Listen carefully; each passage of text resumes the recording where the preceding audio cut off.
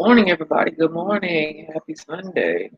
So, if you missed today's services, which was on demand, you can watch the replay of today's services on Instagram. Doesn't have it. I post the link in the Instagram live, which I'm doing for Black History webinar. So it's on YouTube and Facebook, and I did share it in the On Time Ministries replay, so everybody can watch today's service. Everyone, how are you all doing on this blessed Sunday morning? So we're gonna go ahead and get started today. So this is week 3 of our Black History webinar, everybody. So the first person that we are spotlighting today is the phenomenal Stevie Wonder. All right. All right. So we're going to give you a background history about Mr. Stevie Wonder. All right.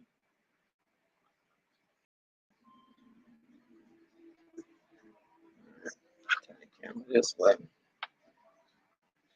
So we're going to give you a background of Mr. Stevie Wonder, everybody. This computer is so slow this morning. I'm going to take time. I'm really scared.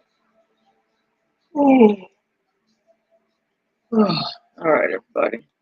So, Stevie Wonder, born May 13th, 1950, in Salt Neck, Michigan, USA. His birth name was Stephen Hartway Junkins. Nickname was Little Stevie Wonder. He was 6 foot, which is 1.84 millimeters. So born Stephen Lee Hardaway Jenkins in Salt, Michigan, United States, to Calvin Jenkins and Lula Mae Hardaway. Due to being born 6 weeks premature, Stevie was born with a condition called retinopathy of prematurity, which made him blind. Stevie Wonder, evenly with his disability, made his landmark to be a pioneer and introvert in the music industry. Stevie's mother, Lula Mae Hardaway, left her husband and moved herself and her child to Detroit. Due to her due to her leaving, Lula Hardaway Jr. changed her name to Lula Hardaway and changed Stevie's name to Stephen Morris. Stephen Morris grew up playing various instruments such as the piano, the harmonica, drums, and bass. Stephen Marsh, due to his musical talent, was also strongly a part of the church choir. Stephen Morris was originally discovered by Gerald White, who often pursued his brother soul singer Ronnie White to visit the talented Stephen Morris. Ronnie White, after seeing Stephen Morris, brought Stephen and his mother to Motown Records to visit Berry Gordy. Berry Gordy stated he was not impressed by Stephen's singing or drumming bangle skills, and then he played the harmonica, which astounded Berry. And Stephen Morris, in 1961, at the age of 11, signed on to Motown Records with the stage name Little Stevie. People was astonished by his ability to play numerous instruments and his ability to sing and do both at the same time. And people call him Stevie as a little wonder. Stevie released his first album called The Jazz Soul of Little Stevie at the age of 12, followed by additional albums. Tribute to Uncle Ray, dedicated by Ray Charles. 1963, Stevie Wonder released a hit song called Fingertips Part 2. The song reached #1 on the Billboard pop charts. Stevie Wonder became the first singer to have a #1 album and single stimulated, and the song were several preceding instruments played by Stevie Wonder in his songs. Was addition to the album recorded live. The 12-year-old genius. Stevie was the referred to as a child, well as the sequence Bikini Beach, both directed by Will Ashton. In the movie, Stevie Wonder shows off his musical talents, singing the song Happy Street and Happy Feelings, Dance and Shout. Stevie Wonder also dropped a little from the stage name as his voice started to change. He could no longer sing songs with Clarence Paul had written for him as they were singing, and came out with a genius hit like Uptight, Everything's Alright with a Child Heart, Blowing in the Wind, and Singing, which he wrote from Clark, can you turn that down? Smokey Robinson and the Miracles, Tears of the Clown, several other songs which were smashing hits in the 60s and the 70s, where I Was Made to Love Her, Sing, Seal, and Deliver, I'm Yours, which Stevie started, was an idea he had gotten from his mother's and For Once in My Life. In 1970, Stevie Wonder left Motown and recorded two independent albums by himself. Barry Gordy was shocked to hear this by Stevie Wonder, and Barry Gordy agreed to Stevie Wonder's demand of more independence and full creative control rights to his songs. In 1972, Stevie Wonder returned to Motown Records and signed a $13 million contract with Motown Records. This entitled Stevie Wonder to a higher royalty rate and more full creative control and the rights to his own music, songs, which few artists had gotten at this time period. The contract that unleashed Wonder's songs to now take about controversial issues such as poverty, war, drugs, and politicians. Stevie is known for writing and performing political songs such as You Have Done Nothing, which took political style. With Nixon, the first album he had released was his new agreement with Motown was the music of my mind in 1972, and late 1972, Stevie released an album which today is known as the historical piece music is and Talking Book, which includes the number one hit Superstition. This song features the cavalcade of Stevie Wonder with the creative pioneer of his later used electrical amplified keyboard instruments in many of his other albums, along with symphonies. The song Superstition was seen as a significant contributor to the funk genre. Talking Book also featured You Are the Sunshine of My Life, which peaked at number one. Stevie Wonder also toured with the Rolling Stones in 1972. Contributing to his album success, Stevie Wonder lived for the city, which taught about poverty and was credited to the African American. The album also includes singles as Golden Lady and All Love Is Fair. In August 6, 1972, Stevie Wonder was in a car accident. The 23-year-old Stevie Wonder was in the passenger seat of a 1948 Dodge flatbed truck. He was sleeping and had headphones on. The driver, distracted by something and failed to notice the truck ahead of them, crashed and sent Stevie Wonder into a coma for several days. In the biography entitled The Miracle Journey of Lulu Mae Hardaway, she retells the story. There was a great gritting sprint at a metal hit metal, and they possibly as if it some lavish produced Hollywood action movie. And one of the greatest long discomfort in itself of the truck, it came crashing through the windshield, spearing Stevie square into the forehead. Wonder was sent to the hospital immediately after the accident and was placed under intensive care with that, describing a bruise on the head. One Wondering then made a successful recovery and in 1974 released fulfilling his first finals in which stopped song top number one on the Billboard pop charts, which were with political songs. You have a winning Grammy for the albums such as Talking Book, Inner Vision, to fulfill his first finals at the age of 25 with several talented musicians. He was the bringer of making what came to be one of the most admirable masterpiece and album called Songs in the Key of Life. So as we spotlight Stevie Wonder of all the things they have done and all the things they have experienced today, ladies and gentlemen, on One Time Ministry platform, this is a lot that we found out about Stevie Wonder and the great things he has accomplished, everybody. So we're gonna go a little bit deeper here and say this. Stevie Wonder's songs have been sampled by artists such as John Gibson, Red Hot Chili Peppers, Mary J. Blige, and several other artists who were inspired by Stevie Wonder's musical talent. Stevie Wonder will be forever known as a pioneer in music biography and a messenger of peace addressing controversy in music, which very few artists did at that time. Stevie Wonder has touched the heart of millions through his music and his phenomenal generosity. Today on On Time Ministry, we spotlight the phenomenal Stevie Wonder.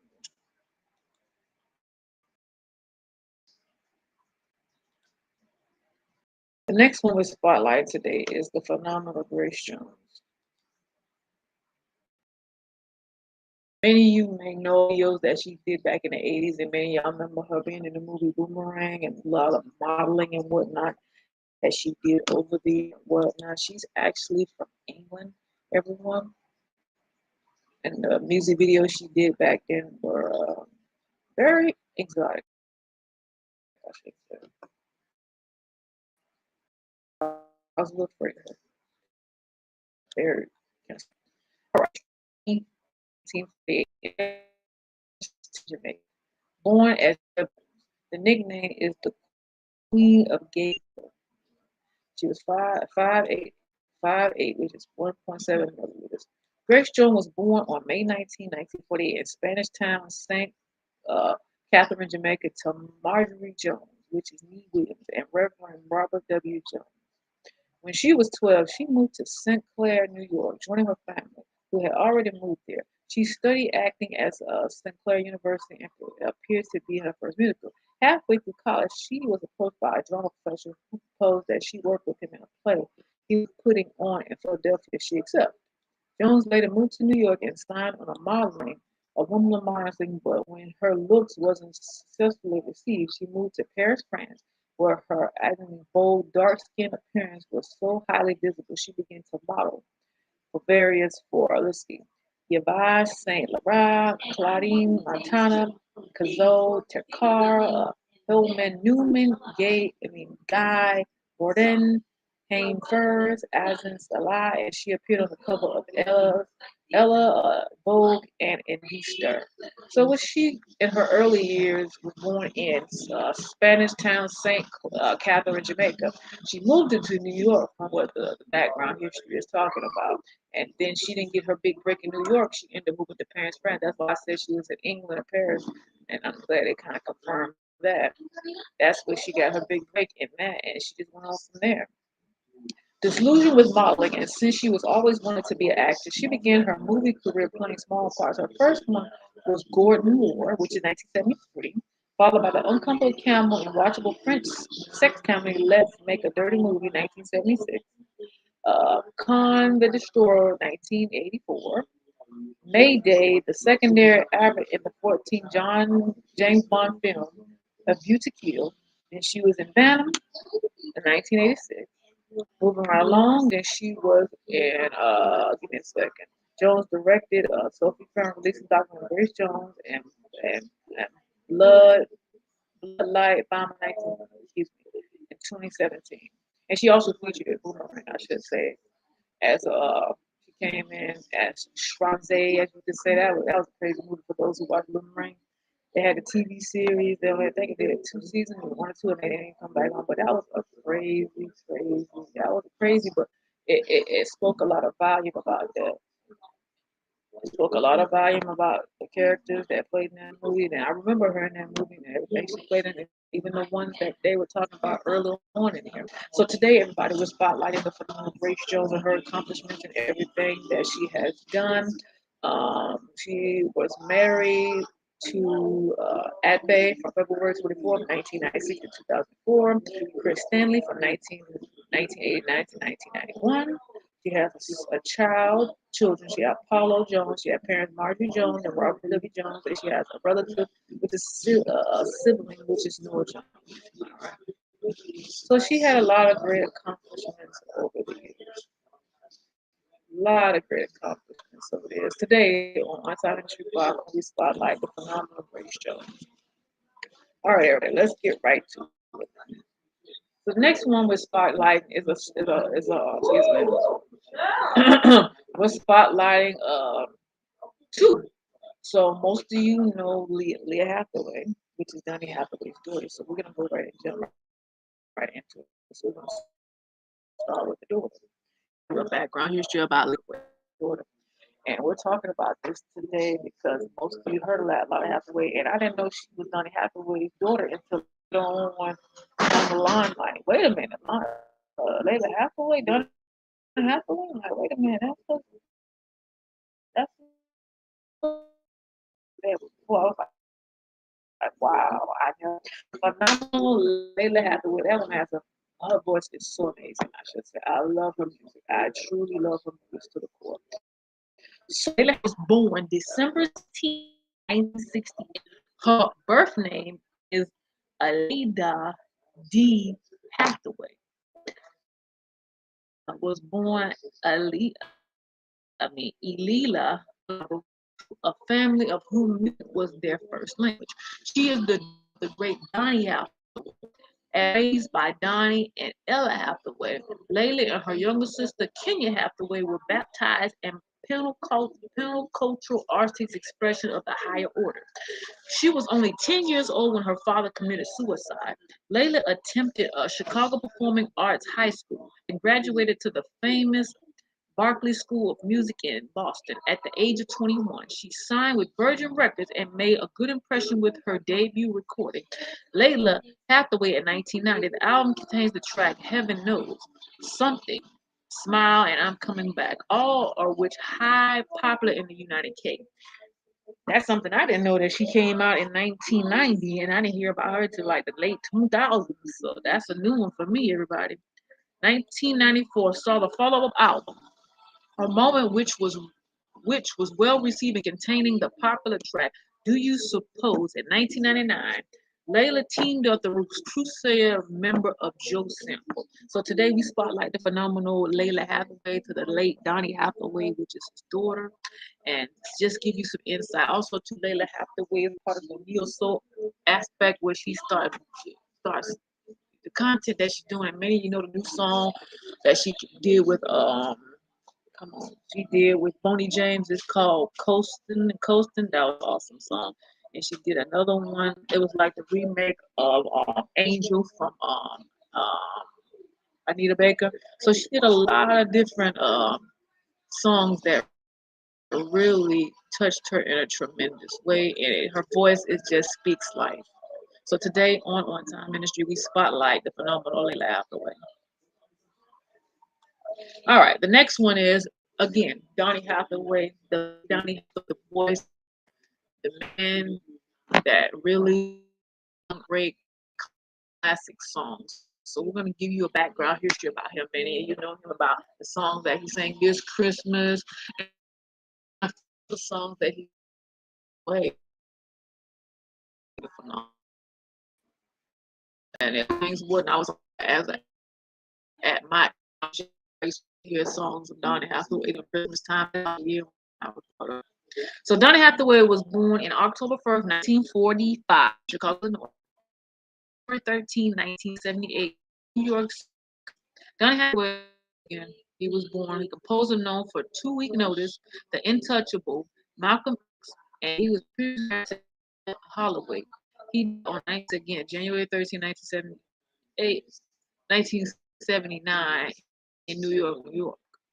So he had 2 kids. Of course, he was and he did, some great music and the things that he really spoke into people's lives. And it really makes you think about all the great talent that goes along with it, and to know that the talent that he embedded into the world while he was here on earth was embedded in his child. And now she's still doing the musicianal thing that her father had inside of him. And today we commend and we honor the late Donny Hathaway. Everybody. The voice solid as gold. It's just eye opener for each and every last one of us. All right, we're spotlighting phenomenal Mary J. Blige. All right, on about late teens, 13, 14-ish and whatnot. And I listened to Mary J. Blige pretty much since I was young into the age. I mean, that every album and everything that Mary J. Blige has done is very relative to what she's got and many of everybody else's lives. When she started off,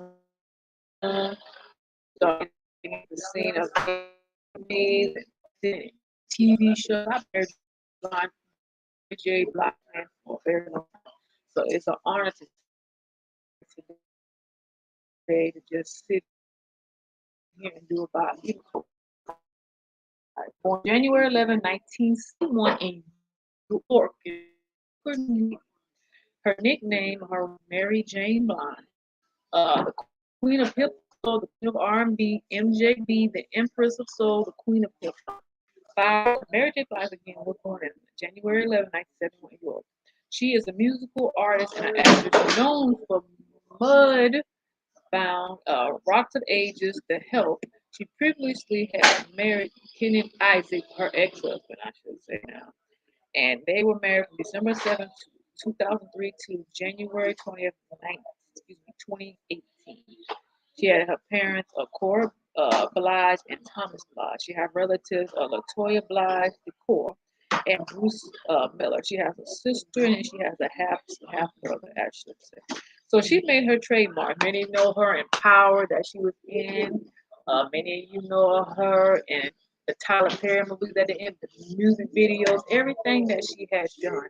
All those great things that she has done in these years, the albums, every song that Mary J. Blige has done over the years sent a message to all generations, from those before me, those who are in my era and beyond, and she's still reaching people's lives even to this very day. So today we want to give a warm honor to the phenomenal and amazing Mary J. Blige. I want honor to ministry as well, everybody. Let's just give it up for her and all the accomplishments that she has made, the overcoming thing, the things she's dealt with, things she faced, and she's still thriving at this very day. All right. Now, everybody, we home stretch. Second, I have my mouth just went. All right. All right. The next one that we're spotlighting today, Mary. These are gospel artists. As you can see, they were a duo in terms of the Mary albums, and we're in the gospel area today on this webinar. To your left, we have Erica Monique Campbell. To your right, we have uh, Tina, which is called Tratine Evans Campbell. So I'm going to go ahead and give you a background history of both of them. They're both doing their own thing now.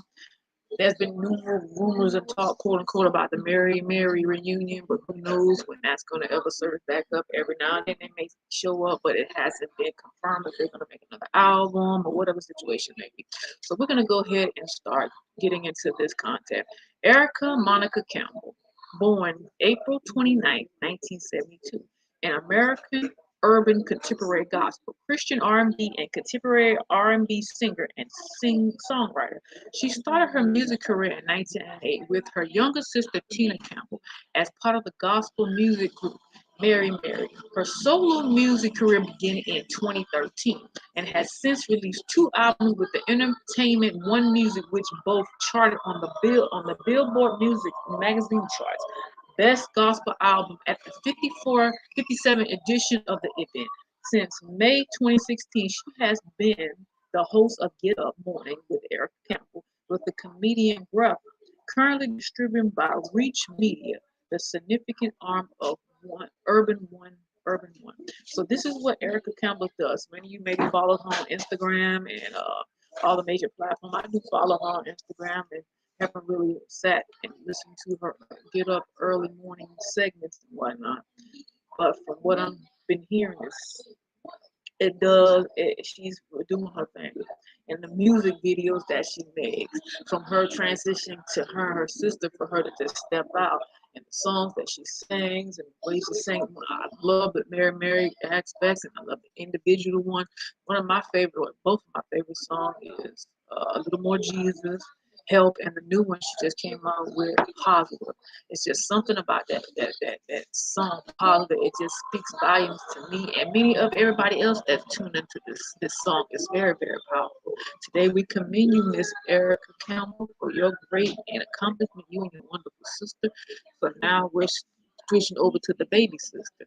So again, Tina Campbell, born May 1st, 1974, an American urban contemporary gospel, Christian R&B, and contemporary R&B recording artist and musician. She started her music career in 1990 with her older sister, Erica Campbell, as part of their gospel music group, Mary. Her solo career began in 2014, and she has since released one studio album with G Tree Creative, which is charted on the Billboard Music charts. She released her second studio album, It's Still Personal, on September 29, 2017. So they both have got their own solo career.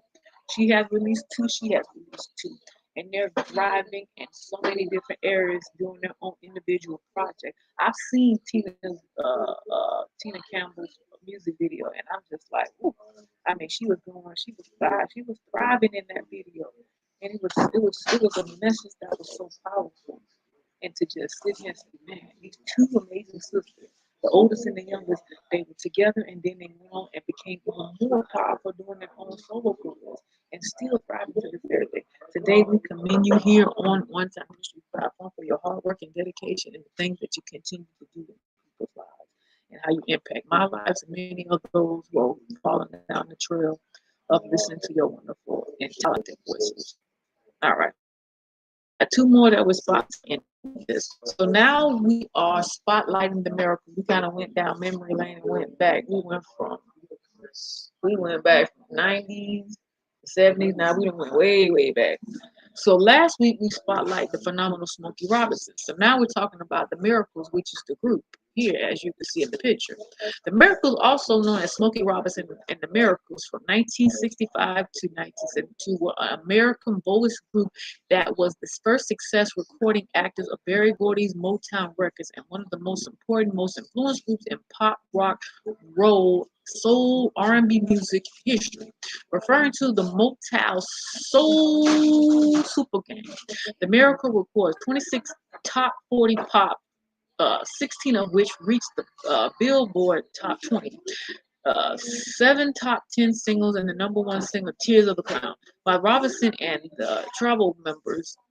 Following the debut of Traveler and Robinson, the rest of the group continued with singer Billy Griffin and managed by Martin Purcell, which helped rebuild the Miracles. They scored 2 final top 20 singles, Do It Baby and Love Machine, second number one hit, which topped the charts before the group departed from Columbia in 1977.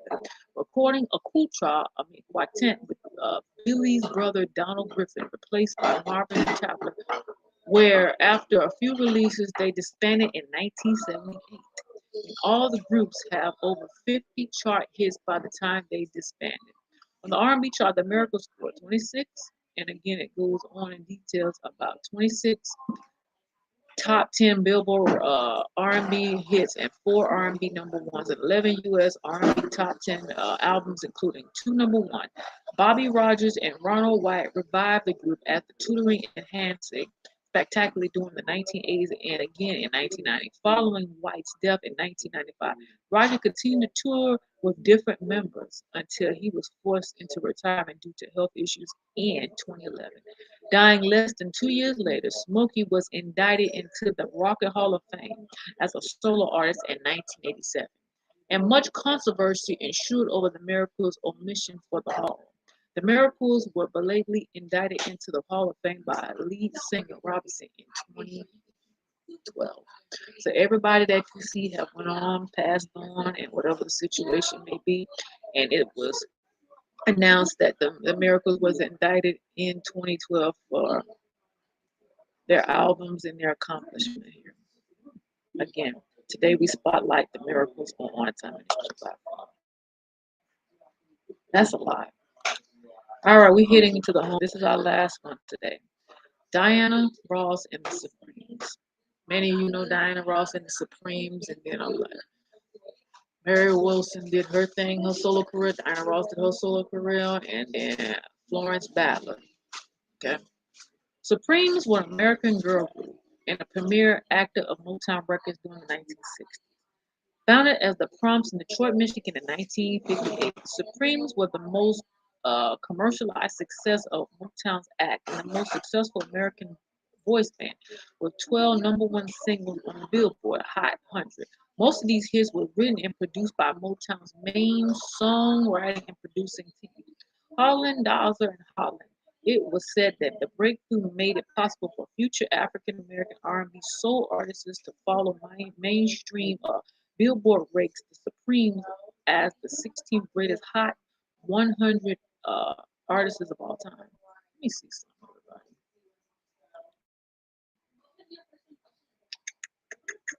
Give me a second. Okay, my microphone. I've been here talking the whole time. Okay. Florence Battler, Mary Wilson, and Diana Ross, and Betty McGraw. The originals were all from Brewer Douglas Public Housing Project in Detroit. They formed the Primettes as the sister act to Crime, with Paul Williams and Eddie Kendricks, who was to form the Temptation. Barbara Martin replaced McGraw in 1960, and the group signed the Motown and followed a year later as the Supremes. Martin left the act in early 1962, and Ross and Ballard and Wilson continued as a trio.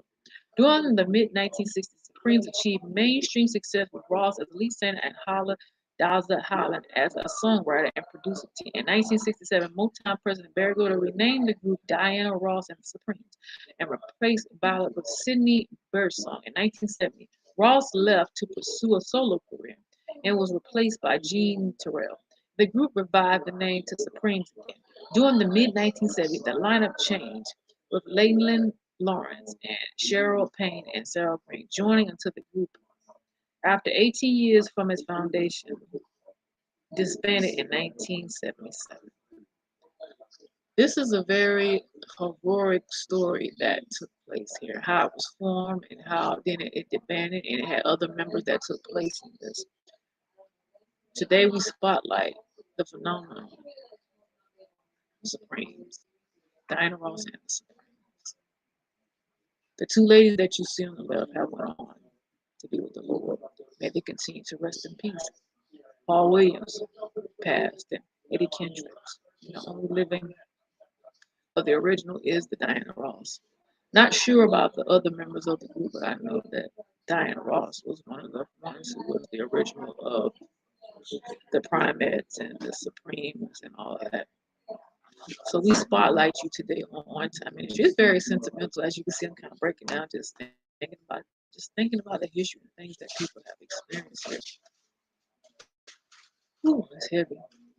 All right, everybody. Thank you for tuning in, and see you next week for Black History Webinar Week. Next week is going to be a huge Black History Webinar.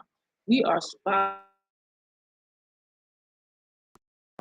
people, and let's just say it's going to be an amazing webinar. 21 people we're going to be spotlighting next Sunday, everybody. That's a lot, but at the same time, it gives you insight of all the great things that has happened for these folks and how they paved the way for many of us to move forth in anything that we're dreaming and desiring for everybody. All right. And again, thank you for coming. All right, everybody. So I have a couple of announcements I want to make to you all for those who are tuning in today.